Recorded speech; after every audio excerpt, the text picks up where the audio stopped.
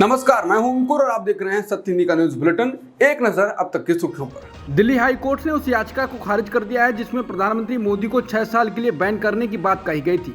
याचिका में लोकसभा चुनाव के दौरान धर्म के नाम पर वोट मांगकर आदर्श आचार संहिता का कथित उल्लंघन करने की बात कही गई थी और पीएम मोदी पर चुनाव लड़ने पर 6 साल का प्रतिबंध लगाने की मांग की गई थी।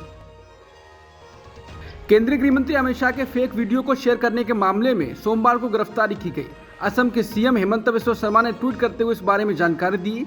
सीएम हेमंत ने एक्स पर लिखा कि असम पुलिस ने रीतोम सिंह नाम के एक शख्स को गिरफ्तार किया है। इस शख्स ने अमित शाह के आरक्षण पर बनाए गए एडिटेड वीडियो को शेयर किया था। इससे पहले दिल्ली पुलिस ने इस मामले में एफआईआर दर्ज की थी। इस संबंध में तेलंगाना के मुख्यमंत्री रेवंत रेड्डी को पुलिस की ओर से नोटिस जारी किया गया था। केंद्रीय गृह मंत्री अमित शाह के फेक वीडियो को शेयर करने को लेकर दिल्ली पुलिस ने एफआईआर दर्ज कर ली है। अब इस मामले में तेलंगाना के मुख्यमंत्री रेवंत रेड्डी को दिल्ली पुलिस ने नोटिस जारी किया है। पुलिस ने सोमवार को अमित शाह के फेक वीडियो को प्रसारित करने के मामले में रेड्डी को नोटिस जारी किया है और 1 मई को अपना पक्ष रखने को कहा है। दिल्ली पुलिस की ओर से जारी किए गए नोटिस में तेलंगाना के सीएम रेवंत रेड्डी को अपना फोन भी लाने को कहा गया है। दिल्ली पुलिस के सूत्रों के मुताबिक रेड्डी की फोन की भी जाँच की जाएगी। लोकसभा चुनाव के 2 चरण खत्म होने के बाद मध्य प्रदेश में कांग्रेस को बड़ा झटका लगा है। प्रदेश अध्यक्ष जीतू पटवारी के गृहनगर इंदौर से कांग्रेस के लोकसभा प्रत्याशी अक्षय बम ने नाम वापस ले लिया है, यानी वो चुनावी मैदान से बाहर चले गए हैं। इससे यहां भाजपा की जीत का रास्ता साफ माना जा रहा है। कांग्रेस प्रत्याशी अक्षय बम सोमवार को भाजपा विधायक रमेश मेंदोला के साथ कलेक्टर कार्यालय पहुंचे और अपना नाम वापस ले लिया। ऐसे में अब इंदौर में भाजपा उम्मीदवार शंकर लाल बानी के सामने कोई बड़ी चुनौती नहीं है। इससे पहले सूरत में भी ऐसा ही किया गया था। इस खबर को ट्वीट कर कांग्रेस नेता अभिषेक मनु सिंघवी ने कहा है कि सब याद रखा जाएगा, सब कुछ याद रखा जाएगा। राहुल गांधी ने गुजरात में कहा कि हिंदुस्तान में 1% लोग 40% धन कंट्रोल करते हैं, ये देश की सच्चाई है। फिर नरेंद्र मोदी और बीजेपी के लोग कहते हैं कि आरक्षण खत्म कर देंगे। आरक्षण का मतलब है देश में पिछड़ों, गरीबों, दलितों, आदिवासियों की भागीदारी। वहीं निजीकरण और अग्निवीर जैसे काम आरक्षण को खत्म करने के तरीके हैं। बीजेपी नेता प्रवीण शंकर कपूर ने मुख्यमंत्री अरविंद केजरीवाल और मंत्री आतिशी मार्लेना के खिलाफ मानहानि का मुकदमा दायर किया है। ये केस उन दावों के बाद दायर किया गया है जिनमें दावा किया गया था कि बीजेपी ने आम आदमी पार्टी के नेताओं से करोड़ों रुपए देने की बात कही थी और बीजेपी में शामिल होने को कहा था। आरक्षण के मुद्दे पर कांग्रेस ने बीजेपी को बुरा घेरा है। अब बीजेपी नेता अमित मालवीय के पुराने ट्वीट शेयर कर कांग्रेस नेता पवन खेड़ा ने निशाना साधा है, जिसमें मालवीय आरक्षण को हटाने की बात कह रहे होते हैं। पवन खेड़ा ने लिखा है, भाई डिलीट करना भूल गया, लेकिन ये फिर स्पष्ट हो गया कि भाजपा इस बार 400 पार आरक्षण खत्म करने के लिए लाना चाहती है। कांग्रेस बीजेपी को अब अपनी पिच पर खिला रही है। अब कांग्रेस को एक बार फिर आरक्षण का मुद्दा मिल गया है। कांग्रेस नेता जयराम रमेश ने कहा है कि आरएसएस बीजेपी 100 साल से आरक्षण का विरोध करती आ रही है। पिछले 10 वर्षों से तो वे लगातार आरक्षण पर हमला कर रहे हैं। 2015 में आरएसएस के सरसंघचालक मोहन भागवत ने आरक्षण और इसकी आवश्यकता एवं समय सीमा की समीक्षा करने की बात कही थी। 2017 में आरएसएस नेता मनमोहन वैद्य ने कहा कि आरक्षण को हटा दिया जाना चाहिए। 2018 में बीजेपी सांसद सीपी ठाकुर ने दलित आरक्षण का विरोध किया था। 2021 में हिमाचल प्रदेश के पूर्व बीजेपी सीएम ने कहा था कि अब जाति आधारित आरक्षण को खत्म करने का समय आ गया है। आप देख रहे हैं कि भाजपा के कई नेता बोल रहे हैं कि उन्हें 400 पार सीटें चाहिए ताकि वो बाबा साहेब आम्बेडकर के संविधान को बदल सकें। इन लोगों ने तो खुलेआम बोला है। अनंत कुमार हेगड़े कर्नाटक से बीजेपी सांसद और पूर्व केंद्रीय मंत्री, अरुण गोविल मेरठ से बीजेपी के लोकसभा उम्मीदवार, लल्लू सिंह फैजाबाद से बीजेपी सांसद, ज्योति मिर्धा नागौर से बीजेपी की लोकसभा उम्मीदवार। इस बात पर गौर फरमाइए, ऐसा पहली बार हो रहा है कि एक राजनीतिक दल का लक्ष्य सिर्फ चुनाव जीतना नहीं बल्कि 400 से अधिक सीटें जीतना है। भाजपा हमारे संविधान के लिए स्पष्ट रूप से खतरा है।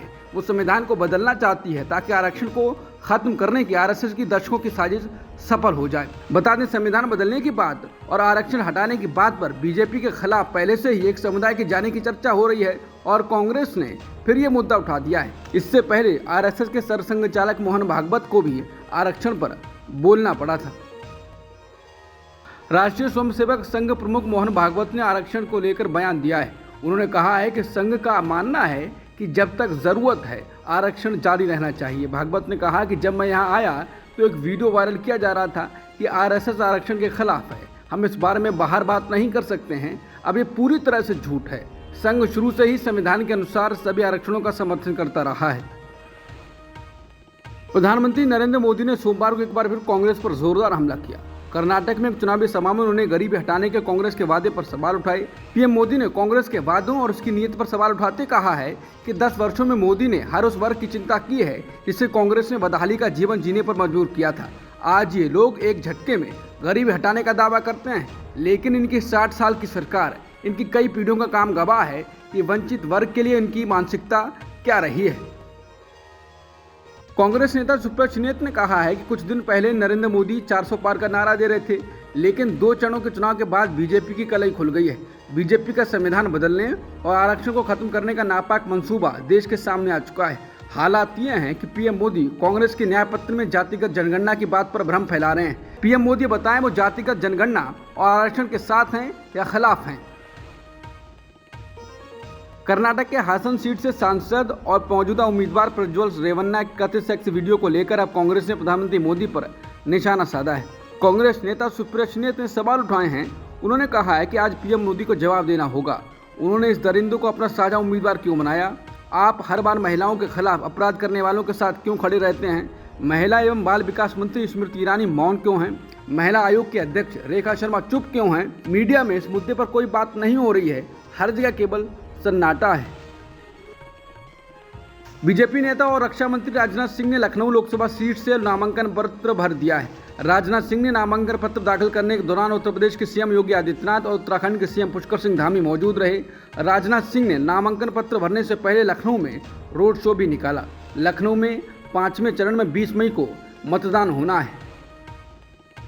केंद्रीय मंत्री और अमेठी से बीजेपी उम्मीदवार स्मृति ईरानी ने आज अपना नामांकन पत्र दाखिल करने से पहले रोड शो किया। इस दौरान मध्य प्रदेश के सीएम मोहन यादव भी मौजूद रहे। अमेठी में 5वें चरण में 20 मई को अमेठी में मतदान होना है। वहीं दूसरी ओर इस सीट से कांग्रेस नेता राहुल गांधी के चुनाव लड़ने की भी चर्चाएं हो रही हैं। हालांकि अभी कांग्रेस आलाकमान की ओर से अमेठी की सीट पर अपने प्रत्याशी को लेकर स्पष्ट जानकारी नहीं दी गई है।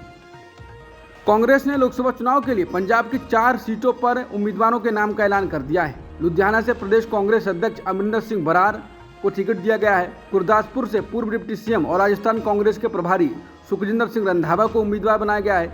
इसके अलावा खडूर साहब से कुलबीर सिंह जीरा और श्री आनंदपुर साहिब से विजय इंद्र सिंघला कांग्रेस के टिकट पर चुनाव लड़ेंगे। पीएम मोदी ने अंग्रेजी अखबार द टाइम्स ऑफ इंडिया को एक इंटरव्यू देते हुए खुद पर ध्रुवीकरण वाले बयान देने के आरोपों को पूरी तरह खारिज किया है।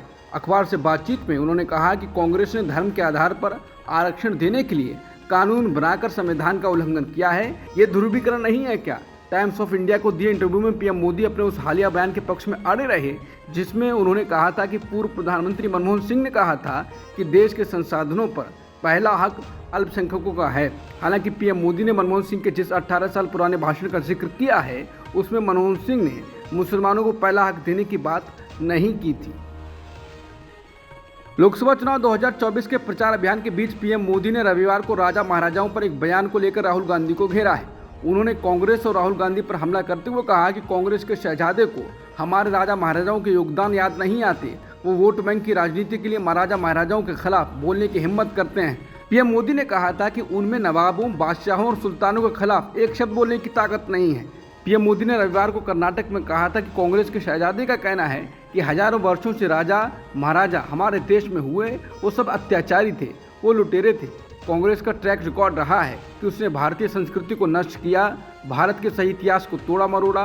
कांग्रेस का मकसद यही था कि छत्रपति शिवाजी महाराज, महाराणा प्रताप जैसे महान योद्धाओं का इतिहास अगली पीढ़ी को पता ही नहीं चले। पीएम मोदी पर पलटवार करते हुए कांग्रेस महासचिव जयराम रमेश ने सोशल मीडिया साइट एक्स पर लिखा है कि वो सांप्रदायिक पूर्वाग्रहों और आपसी द्वेष को फैलाने, नफरत की भावना को उकसाने और भड़काने के लिए राहुल गांधी के हर बयान को दुर्भावनापूर्ण और शरारती तरीके से तोड़ मरोड़ कर पेश करते हैं। अब उनका कुर्सी से हटना निश्चित है और इसका एहसास उन्हें और अधिक हताश कर रहा है। उनकी प्रचार शैली और नाटकीय भाषण वाकई शर्मनाक हैं।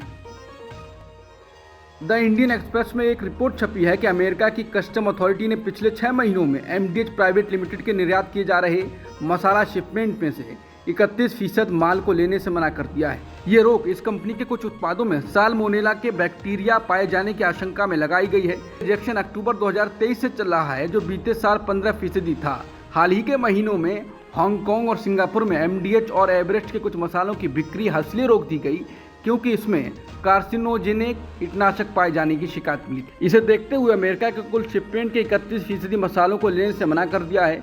11 ऐसे उत्पाद हैं जिन पर रोक लगाई गई है। इनमें मसाले, फ्लेवर और नमक शामिल हैं। यूक्रेन के सेना प्रमुख ने स्वीकार किया है कि मोर्चे पर हालात बेहद खराब हो गए हैं। जनरल अलेक्जेंडर सिरिस्की ने कहा है कि पूर्वी मोर्चे पर यूक्रेन की सेना को पीछे हटाना पड़ा है। यूक्रेन को अमेरिका से सैन्य मदद मिलने से पहले रूस स्थिति का फायदा उठाने की कोशिश कर रहा है। ब्रिटेन सरकार रवांडा भेजे जाने वाली पहली उड़ान के लिए अवैध प्रवासियों को हिरासत में लेना शुरू करेगी। गृह मंत्रालय की ओर से यह दावा किया गया है। द गार्डियन के मुताबिक सोमवार से अवैध प्रवासियों को डिटेंशन सेंटर में भेजा जाएगा। गृह मंत्रालय का कहना है कि इसके लिए सारी तैयारियां हो चुकी हैं और हम इस ऑपरेशन के आखिरी पड़ाव की ओर बढ़ रहे हैं। अब तक की सुर्खियों में इतना ही। बाकी खबरों के लिए बने रहिए सत्यहिंदी.com के साथ।